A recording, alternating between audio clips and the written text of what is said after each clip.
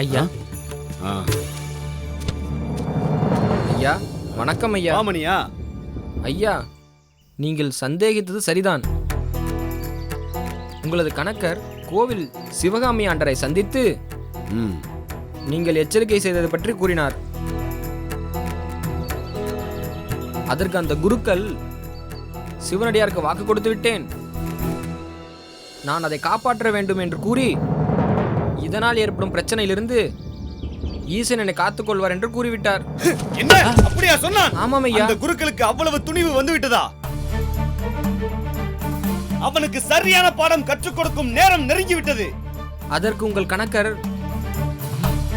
இது தர்மகத்த ஐயாவிற்கு தெரியாமல் செய்யும்படி அறிவுரை கூறினார்.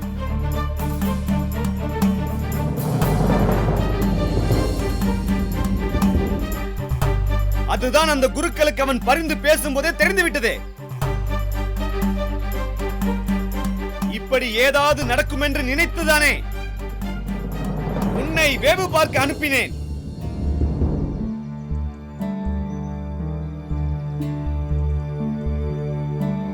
அவன் மீது நான் வைத்திருந்த நம்பிக்கையை சுக்குநூறாக உடைத்து விட்டான்.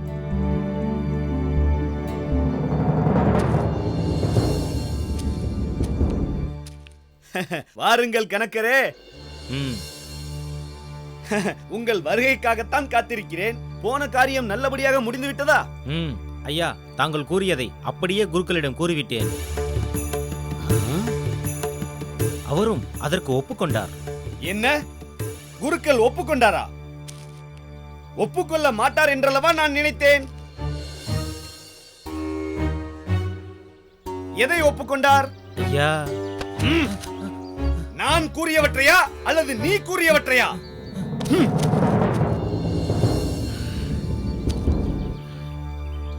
உண்ட வீட்டுக்கே ரெண்டகம் செய்து விட்டாய். இனி உன்னை நான் மன்னிக்கவே மாட்டேன். அங்கே நடந்தது என்னவென்று எனக்கு தெரியும். ஐயா,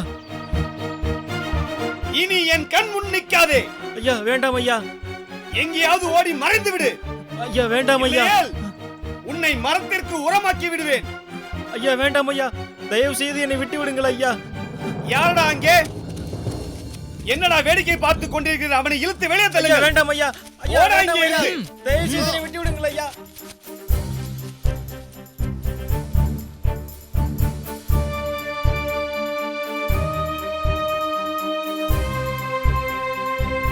என்னுடன் இத்தனை வருடங்களாக இருந்தவனுக்கே இந்த நிலை என்றால் அந்த குருக்களின் நிலை என்னவாக போகிறது பார். அடே, நீங்கள் இருவரும் மணியனுடன் செல்லுங்கள். கோவிலில் இருந்து பிடிமன் வெளியே செல்லக்கூடாது. அதற்காக நீங்கள் என்ன வேண்டுமானாலும் செய்யுங்கள். உங்களுக்கு முழு உரிமை தருகிறேன். என்ன புரிகிறதா? புரிகிறது ஐயா. செல்லுங்கள். வருகிறேன் ஐயா. போ.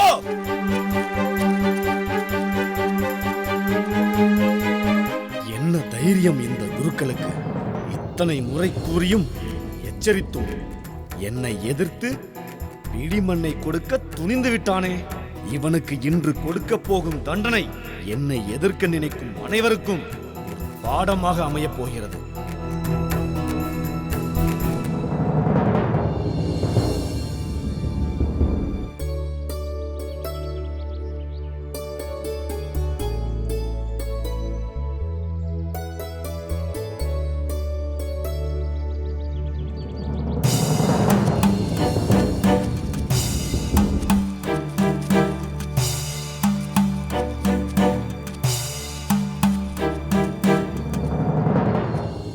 பிரதோஷ நேரம் ஆரம்பமாகி இவ்வளவு நேரம் ஆகிவிட்டது.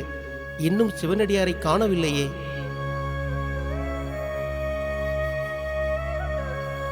காலம் கழியும் முன் ஈசனுக்கு பூஜையை செய்து முடிக்க வேண்டுமே.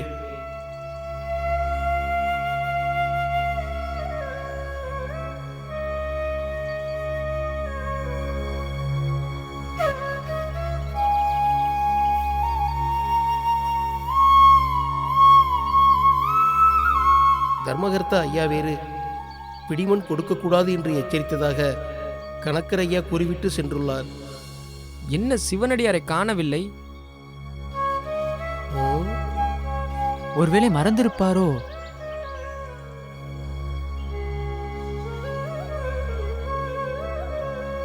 ஒருவேளை தர்மகர்த்தா ஐயாவால் சிவனடியாருக்கு ஏதும் இன்னல்கள் வந்து இருக்குமோ? இல்லை இல்லை, அப்படி ஏதும் நடந்திருக்காது. என்னவாக இருந்தாலும் சரி, அந்த அடியார் வந்தால் பிடிமண் எடுத்து செல்ல விடக்கூடாது. அந்த குருக்களின் முகத்தை பார்த்தாயா? சிவனடியாரை காணவில்லை என்று எதிர்பார்த்து காத்துக் கொண்டிருக்கிறார்.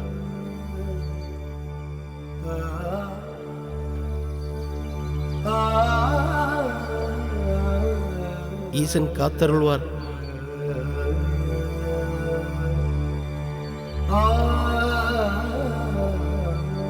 சரி, நாம் காலம் கடக்கும் முன் பூஜையை தொடங்குவோம். பிரதோஷ நேரம் முடியும் முன் அச்சிவனடியார் வந்துவிடுவார் என்று நான் நம்புகிறேன். இறைவா, அதற்கு நீதான் அருள் புரிய வேண்டும்.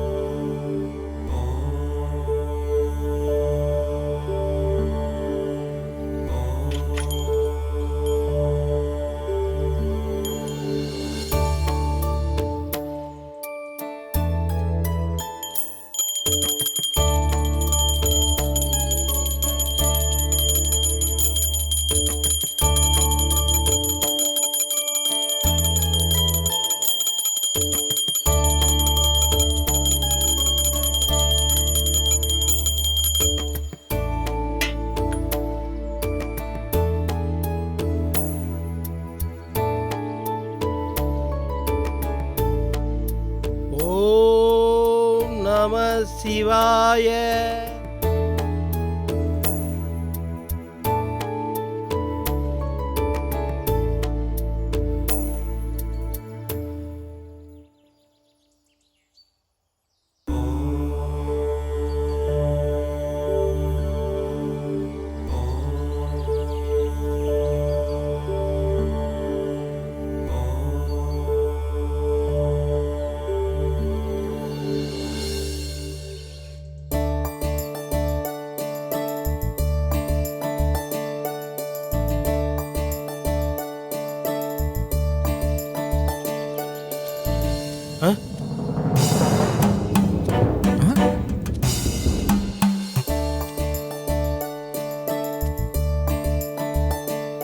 தூரத்தில் ஒருவர் வருவது போல் தெரிகின்றது.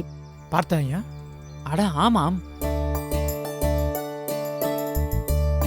ஒருவேளை அந்த சிவனடியாராக இருக்குமோ?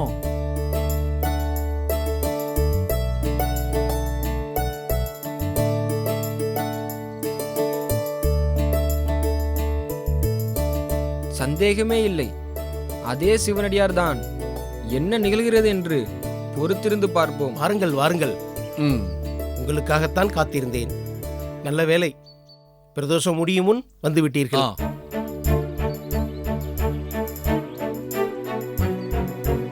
உங்களை காணவில்லை என்றதும் என்னமோ ஏதோ என்று நினைத்து விட்டேன்.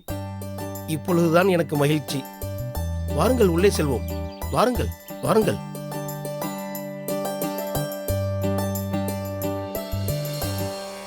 ஐயா, பூஜை முடிந்து விட்டதா? முடிந்து விட்டது ஐயா. நாம் ஒருவருக்காக காத்திருக்கலாம், ஆனால் ஈசனை காக்க வைப்பது சரியல்லவே. அதனால் பூஜையை முடித்து விட்டேன். ஐயா, தங்களுக்கு எதுவும் மனக்கவலை இல்லையே? அதில் கவலை கொள்ள என்ன இருக்கின்றது? நீங்கள் சரியாகத்தான் செய்துள்ளீர்கள். விதை விதைத்துவிட்டு தண்ணீருக்கு பருவமழைக்கு காத்திருந்தால் விதை முளைக்குமா?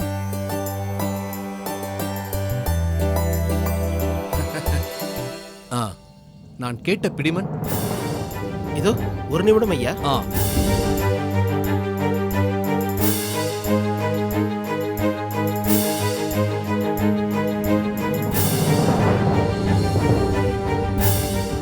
அந்த குருக்கள் பிடிமண் எடுத்து கொடுக்கத்தான் சிவனடியாரிடம் செல்கின்றான்.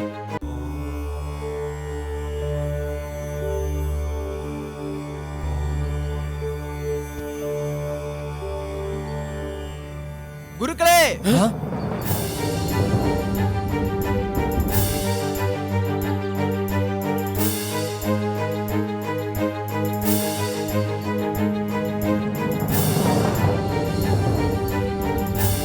எவ்வளவு தைரியமாக இருந்தால் தர்மகத்த ஐயாவின் பேச்சை மீறி இருப்பார். மரியாதையாக பிடிமன் கொடுக்க முடியாது என்று கூறி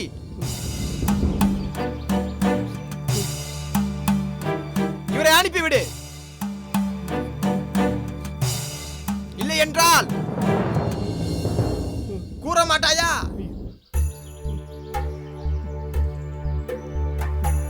நீயாக கூறினால் எந்த அசம்பாவிதமும் நடக்காது. இல்லை என்றால் ஐயா, நான் அவருக்கு வாக்கு கொடுத்து விட்டேன். பிடிமண்ணை கொடுத்துவிட்டு தர்மகர்த்தா ஐயாவை நான் வந்து சந்திக்கிறேன். நான் உன்னை பிடிமன் கொடுக்க அனுமதிக்க மாட்டேன் என்று தர்மகத்த ஐயாவிடம் வாக்கு கூறிவிட்டேன்.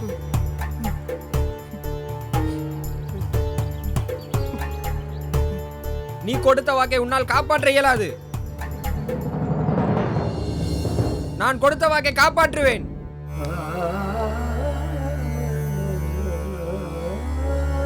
முதலில் அந்த சிவனடியார் அடித்து வெளியே அனுப்புவோம். ஆய்,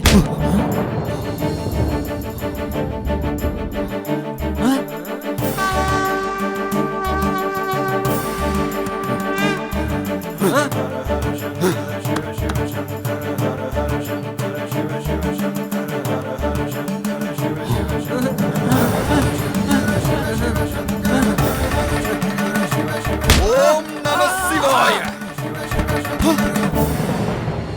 என்ன ஆயிற்று? எழுந்திருங்கள், என்னவென்று கூறுங்கள். என்ன அனைவரும் இப்படி வந்திருக்கிறீர்கள்? என்னவென்று கூறு. ஐயா, குருக்கள் பிடிமண் எடுத்து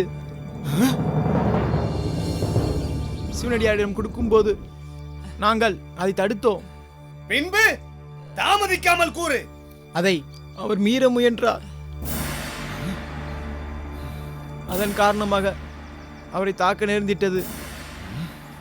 அப்போது ஒருவன் உடல் முழுவதும் திருநீர் பூசிக்கொண்டு அங்கு வந்தான். எங்கள் அனைவரையும் அடித்து எரித்து விட்டான்.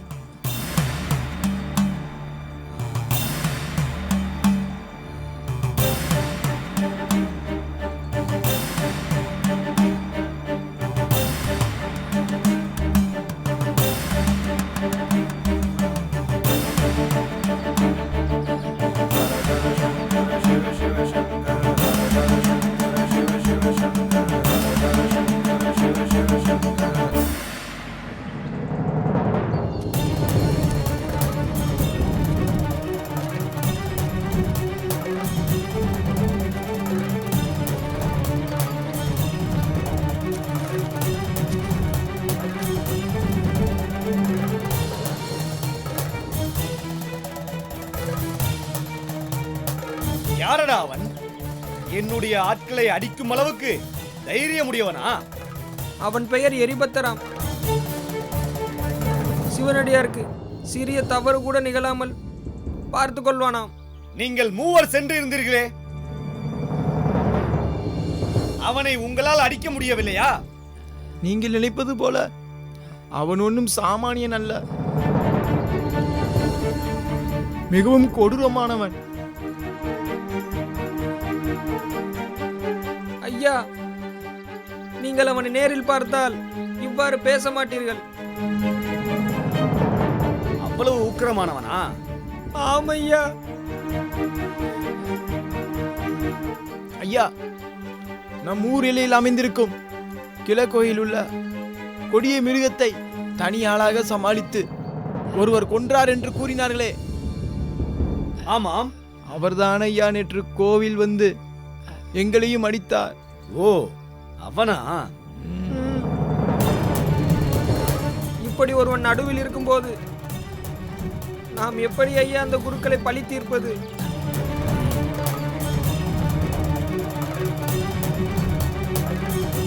அவனுடன் வேறு யாரும் உள்ளனரா? ஐயா, அவனுடன் ஒரு வாய் பேச முடியாதவன் இருக்கின்றான் ஐயா. என்ன? வாய் பேச முடியாதவனா? அவனுக்கு ஏதும் ரத்த பந்தமா? பார்த்தால் ஒன்றும் அப்படி தெரியவில்லை. அவருக்கு உதவியாளர் போல் தெரிகிறது.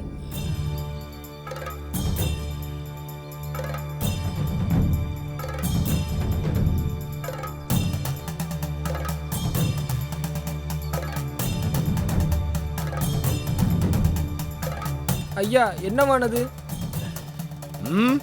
அவனை எப்படி எதிர்கொள்வதென்று யோசித்துக் கொண்டிருக்கிறேன். அவன் நமக்கு பெரிய சவாலாக இருப்பான். புரிகிறது மணியா. சரி, நீங்கள் அனைவரும் சென்று ஓய்வெடுத்துக் கொள்ளுங்கள். நான் உங்களை பிறகு சந்திக்கிறேன். சரி ஐயா.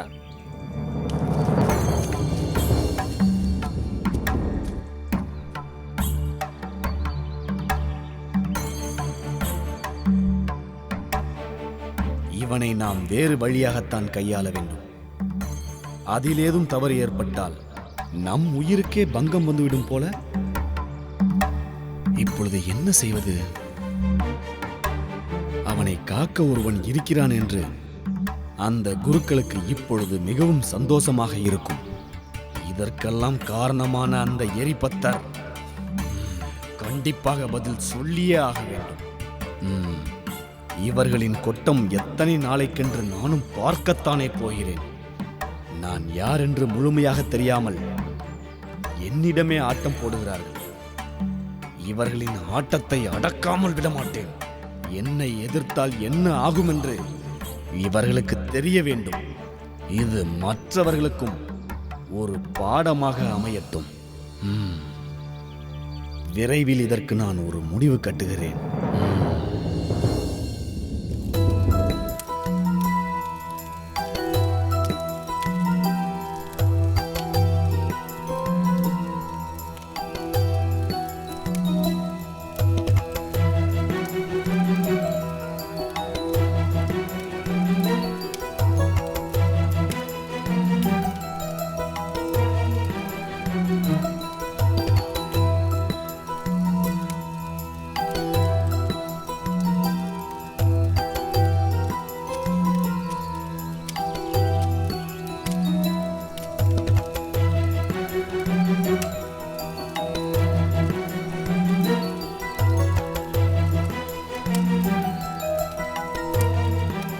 ஐயா,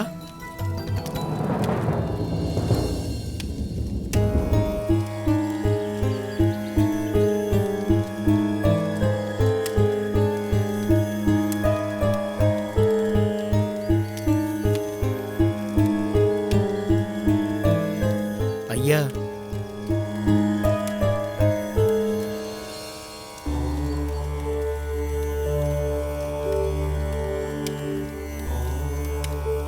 வாருங்கள் சிவகாமி ஆண்டாரே. இந்த அடியனை தேடி குடிலுக்கே வந்துள்ளீரே, என்ன விஷயம்? அதை எப்படி கூறுவது, எப்படி கேட்பதென்று ஒன்றும் புரியவில்லை. தாங்கள் தவறாக எடுத்துக்கொள்ளவில்லை என்றால். என்ன அன்பரே, சிவன் மீது பித்து கொண்டு அலைபவன் நான். அவரை அனுதினமும் உடனிருந்து உபநிதங்கள் செய்யும் உம்மை எப்படி தவறாக எடுத்துக்கொள்ள முடியும்? அந்த நம்பிக்கையில்தான் நான் கொண்ட தைரியம் தன்னை உங்களிடம் கேட்க வந்தேன் ஐயா. என்ன விஷயம் கேளுங்கள். இறைவன் ரௌத்ரமானவர் என்றாலும் அவர் அடியவர்கள் சைவ நெறியுடன் வாழ வழி செய்து அதற்கென சில கோட்பாடுகளை வகுத்துள்ளார். உலகத்தாரும் அவ்வழி நடக்க நீர் மட்டும் இப்படி ரத்தம் சதையென்று வெறியுண்டு நடக்கின்றீரே, இது முறையாகுமா?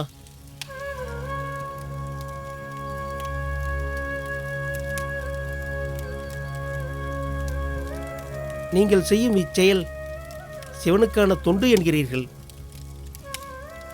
அது எப்படி சாத்தியம்?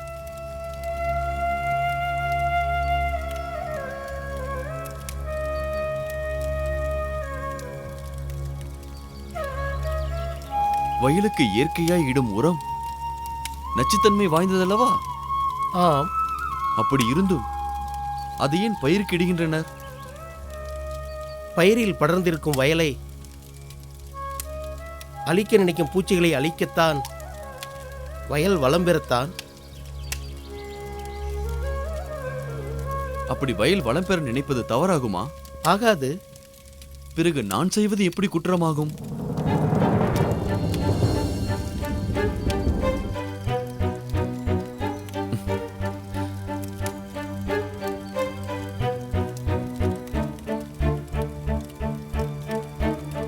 என்ன சிவகாமி ஆண்டாரே, இன்னும் குழப்பத்திலேயே இருக்கிறீர்கள்? அனைத்தும் அறிந்த நீங்கள் தரும் விளக்கம் எனக்கு ஒன்றும் புரியவில்லையே. சிவனடியார்களின் நோக்கம் சைவ நெறியில் இறைவனை தொழுது இறை புகழை உலகிற்கு பரப்பி எங்கும் இப்பவனியில் இன்பத்தை நிலைத்திருக்க செய்வது மட்டும்தான்.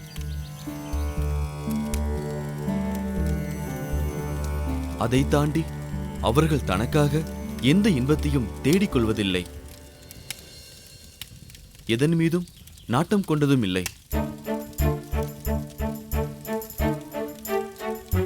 ஒரு பூச்சி புலியின கூட்டம் தன்னை தாக்க வருபவர்களை தாக்க சீரும் தருவாயில் மனிதராய் இருப்பினும் இறைவனின் நெறி ஒன்றையே வேதமாய் கடைபிடிக்கிறார்கள். அப்படிப்பட்ட சிவனடியார்களுக்கே இன்னல் விளைவிக்கும் இந்த கூட்டம் சாதாரண மக்களை விட்டுவிடுமா என்ன?